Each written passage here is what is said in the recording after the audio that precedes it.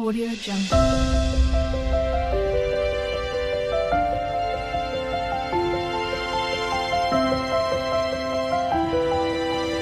Audio Jungle.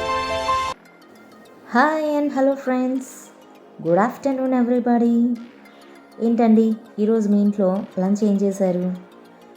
ఈరోజైతే మీకు వేడివేడిగా స్పైసీగా ఎగ్ కర్రీ అయితే తీసుకొచ్చేసాను ఫ్రెండ్స్.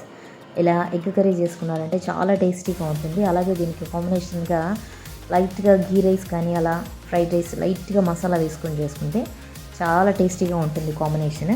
మీరు కూడా ఒకసారి ఇలా ట్రై చేసేయండి, చాలా టేస్టీగా ఉంటుంది. చూస్తుంటే నోరు ఊరుతుంది కదా ఫ్రెండ్స్. సో మీరు కూడా చేసేసుకోండి. ప్రాసెస్లోకి మనం వెళ్ళిపోదాం. ఫస్ట్ అయితే మనకు ఎన్ని ఎగ్స్ కావాలో అన్ని ఎగ్స్ అయితే మనము చక్కగా బాయిల్ చేసుకొని రెడీగా పెట్టుకోవాలి. అలాగే దీనికి బాగా పండినటువంటి టమోటాల పేస్ట్, అలాగే సన్నగా చాప్ చేసిన ఆనియన్స్, జింజర్ పేస్ట్, కారము, ధనియాల పొడి, ఉప్పు. సో ఇలా దానికి కావాల్సినవన్నీ మనము రెడీ చేసి పెట్టేసుకుందాం.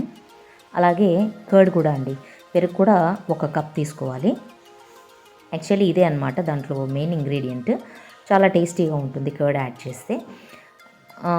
ఎగ్స్ అయితే చక్కగా పొట్టు తీసేసి పెట్టేసుకోండి. ఒక వెడల్పాటి గిన్నె తీసుకొని దాంట్లో ఆయిల్ వేసేసుకొని సన్నగా చాప్ చేసిన ఆనియన్స్ అయితే వేసుకొని ఫ్రై చేసేసుకోండి. తర్వాత జింజర్ గార్లిక్ పేస్ట్ వేసుకోవాలండి.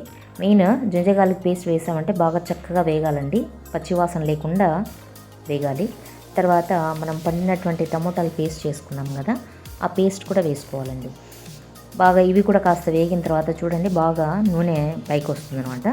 బాగా వేగిన తర్వాత దీంట్లో కాస్త పసుపు, కారము, ధనియాల పొడి, కాస్త ఉప్పు ఇవన్నీ వేసేసి బాగా ఫ్రై చేసుకోవాలండి. చూడండి మనకు ఎంత బాగా వేగితే మనకు అంత పచ్చివాసన లేకుండా కర్రీ అనేది బాగా మంచి ఫ్లేవర్ ఉంటుంది. లేకపోతే ఆ పచ్చివాసన వస్తే బాగుండదండి కర్రీ. సో కొంచెం బాగా ఫ్రై చేసుకోవాలి. తర్వాత మెయిన్ ఇంగ్రీడియంట్ కర్డ్ అండి. ఈ కర్డ్ వేసుకున్నా కూడా చాలా టేస్టీగా ఉంటుంది. మీరు ఒకసారి ట్రై చేసి చూడండి, చాలా బాగుంటుంది. సో చూడండి బాగా ఇంకా పెరుగు వేసాక ఇంకా బాగా తేలుతూ ఉంది ఆయిల్.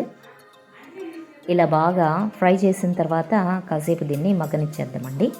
అంతలోపు ఎగ్స్కి మనము చక్కగా ఘాట్లు పెట్టేసుకుందామండి. మనము ఎగ్స్ బాగా చక్కగా ఘాట్లు పెట్టేసి కొంచెము ఫ్రై చేసుకున్నామంటే బాగా ఇలా పచ్చిగా లేకుండా కొంచెం ఫ్రై అవుతుంది కాబట్టి టేస్ట్ చాలా బాగుంటుంది. సో అందుకని ముందైతే ఘాట్లు పెట్టేసుకుని అంతలోపు ఇది అయితే మళ్ళీ ఒకసారి కలబెట్టేద్దామండి. ఇది బాగా కలిపేసి తర్వాత ఒక ప్యాన్ తీసుకుని దాంట్లో కాస్త ఆయిల్ వేసుకొని ఇవి ఫ్రై చేసుకుందామండి. ఫ్రై చేసుకునే కంటే ముందు కాస్త మనము ఇందాక ఘాట్లు పెట్టాం కదా, దాంట్లో కాస్త ఉప్పు, కారం, పసుపు వేసి వాటిని కొంచెం కలుపుకోవాలండి. మసాలా అంతా వాటికి పడుతుంది కదా. సో తర్వాత మనం ఫ్రై చేసుకుందాం. ఇప్పుడైతే ప్యాన్ పెట్టేసి లైట్గా ఆయిల్ వేసాను. ఇవి బాగా ఫ్రై చేసుకోవాలండి. కొంచెం ఫ్రై చేసుకుంటే మనకు కొంచెం క్రిస్పీగా అవుతాయి. ఇవి పైన కొంచెం లేయర్ బాగా వేగుతుందనమాట, బాగుంటుంది తినేప్పుడు. అలా పచ్చిగా వేసుకునే కంటే ఇలా ఫ్రై చేసుకుంటే చాలా బాగుంటుంది. ఇలా ఫ్రై చేసుకున్నాక తర్వాత మనకు ఇది వేగిపోయిందండి బాగా. సో ఇంకా నేనైతే దీంట్లో కాస్త వాటర్ వేసేస్తున్నానండి. మనకు కొంచెము పులుసుగా ఉండాలి కాబట్టి కొంచెము కర్రీలా మనకు కావాలి కదా. సో అలా డ్రైగా లేకుండా మనం కొంచెం వాటర్ వేసేసుకొని బాగా కొంచెము బాయిల్ చేసుకోవాలి. ఇది ఇలా బాగా బాయిల్ అయిన తర్వాత మనము ఫ్రై చేసుకున్నాం కదండి ఎగ్స్, ఆ ఎగ్స్ అయితే దీంట్లో వేసేసుకోవాలండి. వేసేసుకొని మనం కాసేపు బాయిల్ చేసుకున్నామంటే మనకి ఈ పులుసు అంతా, ఈ సూప్ అంతా బాగా పడుతుందన్నమాట ఎగ్స్కి.